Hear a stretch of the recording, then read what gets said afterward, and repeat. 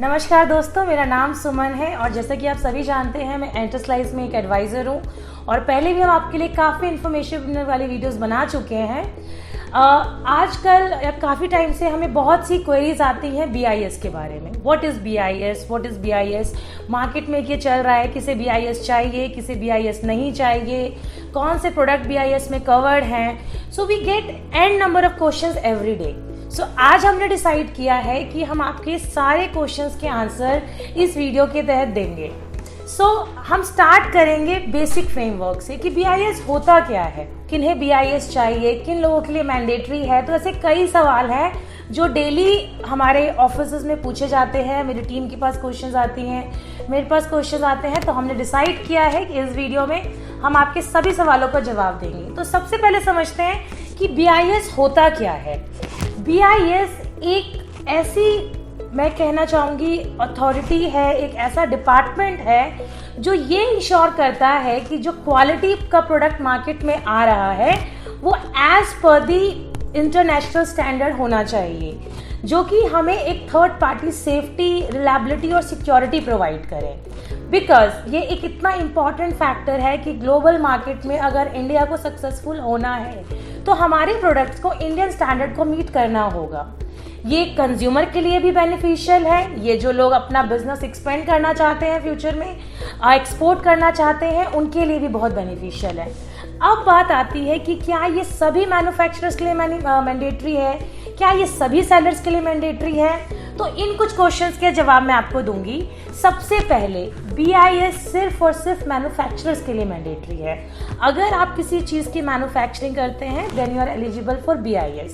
अब इसमें भी कुछ कैटेगरीज होती हैं कि किन लोगों के लिए मैंडेटरी है, किन लोगों के लिए वॉलंटरी है।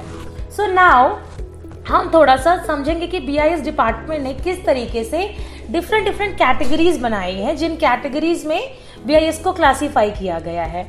तो कुछ कैटेगरीज की हम बात करेंगे। पहली कैटेगरी हमारी होती है CRS, कंपल्सरी रजिस्ट्रेशन स्कीम है, मैंडेटरी सर्टिफिकेशन स्कीम, जिसे हमने कुछ कैटेगरीज में बाइफरकेट किया है। ISI, Indian standard institute marking scheme, और एक हमारा है कंपल्सरी रजिस्ट्रेशन स्कीम, जिसे हम स्टैंडर्ड मार्किंग स्कीम के नाम से भी जानते हैं। ये ऐसे प्रोडक्ट्स के लिए एप्लीकेबल है जैसे कि इलेक्ट्रॉनिक अप्लायंसेस हो गए, सीमेंट हो गया, बेबी फूड हो गए, और मोस्टली IT में जो प्रोडक्ट्स कवर होते हैं ये सभी BIS कंपल्सरी रजिस्ट्रेशन स्कीम का पार्ट है। इसके अलावा हॉलमार्क, ISO, ये सभी BIS के डिफरेंट विंग्स हैं जिनमें आपको रजिस्ट्रेशन लेना होता है depending upon your product and your nature of business. अब मैं आज के इस वीडियो में टॉपिक कवर करूंगी BIS कंपल्सरी रजिस्ट्रेशन स्कीम कि इसका क्या यूज है और इसकी क्या रिक्वायरमेंट होती है। कंपल्सरी रजिस्ट्रेशन स्कीम के अंतर्गत रजिस्ट्रेशन कराने के लिए आपका एक मैन्युफैक्चरर होना मैंडेटरी है। आपके पास कंपनी होनी चाहिए। आपकी कंपनी को हम BIS के पोर्टल पर रजिस्टर करते हैं। आपके प्रोडक्ट का सैंपल्स लेबोरेटरी में जाता है, फिर प्रोडक्ट को अप्रूव किया जाता है। उसके बाद प्रोडक्ट रिपोर्ट और आपकी कंपनी के सारे डॉक्यूमेंट्स BIS पोर्टल पे अपलोड किए जाते हैं। कुछ ऐसे डॉक्यूमेंट्स हैं जिनकी हमें आवश्यकता होती है, उन्हें मैं वन बाय वन यहाँ मेंशन करूँगी। सबसे पहले हमें मैन्युफैक्चरर का कंपनी रजिस्ट्रेशन डिटेल चाहिए होती है। उस डिटेल से हम BIS के पोर्टल पे उनका login ID and password create करते हैं। आप जो मैन्युफैक्चरर कर रहे हैं उसका एक मैन्युफैक्चरिंग लाइसेंस होता है, वो आपको प्रोवाइड करना होगा। कंप्लीट नेम, आपकी फैक्ट्री का एड्रेस, लोकेशन, जिस प्रोडक्ट में आप डील कर रहे हैं, ये सारी चीज़ें। इसके अलावा एक फॉर्म 1 की फाइलिंग होती है जो कि हमारी टीम के द्वारा फिल की जाती है। लैब टेस्टिंग, ये सेकंड स्टेप होता है। इस स्टेप में आपके जो प्रोडक्ट है वो सैंपल को BIS लैब में सबमिट किया जाता है, जिसमें यूजुअली 15 से 20 दिन का समय लगता है। कई बार अगर मैन्युफैक्चरर फॉरेनर है तो उस केस में हमें इंपोर्ट एक्सपोर्ट कोड, प्रोडक्ट की मार्किंग लेबल्स, मॉडल्स जितने भी अवेलेबल हैं आपके पास, उन सबकी सॉफ्ट कॉपी की रिक्वायरमेंट होती है। इसके अलावा हमें प्रोडक्ट की सारी टेक्निकल डिटेल्स डिपार्टमेंट में सबमिट करनी होती है, जिसमें इंक्लूडेड है आपका block diagram, enclosure diagram, circuit diagram, PCB layout. ये कुछ बेसिक इन्फॉर्मेशन है।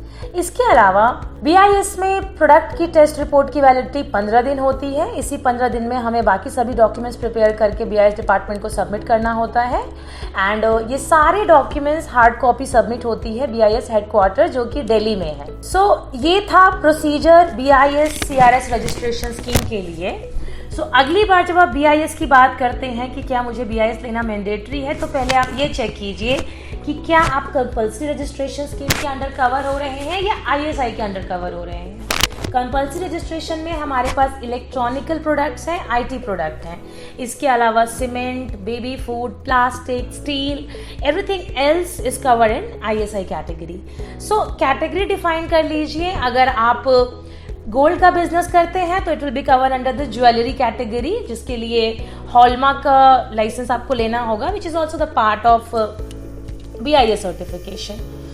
अब इस पूरे प्रोसेस में एंटरस्लाइज आपकी क्या मदद कर सकता है। फर्स्ट ऑफ ऑल, एंटरस्लाइज आपसे आपके प्रोडक्ट डिटेल मंगवाएगा। उसके बेसिस पे मेरी टीम ये डिसाइड करेगी कि क्या आप CRS के लिए एलिजिबल है या आप ISI के लिए एलिजिबल है। हम सभी डॉक्यूमेंट्स की ड्राफ्टिंग करेंगे, सारे फॉर्म्स प्रिपेयर किए जाएंगे, ऑनलाइन आपकी फाइलिंग की जाएगी BIS के पोर्टल पे, और इसके अलावा एंड टू एंड डिपार्टमेंट से फॉलोअप हमारी टीम हैंडल करेगी। This is the procedure.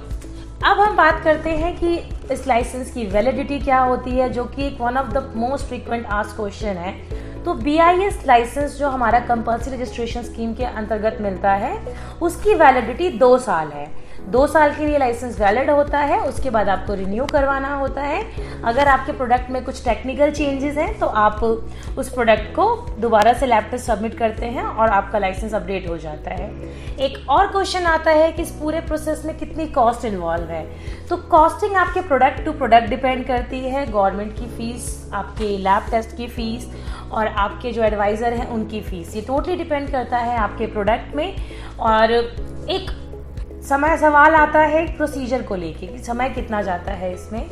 Usually पूरी फाइलिंग में 30 to 35 डेज़ का समय लगता है और हमारा लाइसेंस इशू हो जाता है। लेकिन अगर हम ISI मार्किंग के लिए जा रहे हैं तो वो लेंथी प्रोसीजर होता है।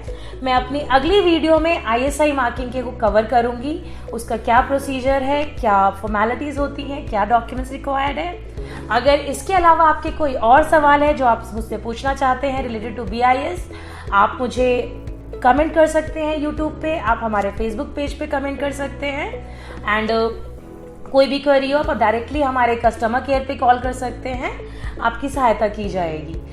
बहुत सी इन्फॉर्मेशन एक वीडियो में कवर करना पॉसिबल नहीं हो पाता है, तो आप अपनी क्वेरीज हम तक लाइए और अपने सारे सवालों का जवाब पाइए। आप सभी का बहुत बहुत धन्यवाद एंड तक इस वीडियो को देखने के लिए।